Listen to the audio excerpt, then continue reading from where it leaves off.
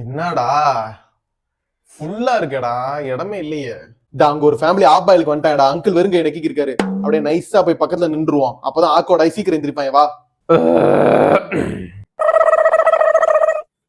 இன்னொரு பிரியாணி கொடுங்க. என்னடா முடிப்பான்னு பார்த்தா மறுபடியும் ஆர்டர் பண்றாங்க. அதுவும் ஆப் பாயில் தின்னுட்டு மறுபடியும் பிரியாணிக்கு வராங்க. வினோதமா இருக்காங்கடா.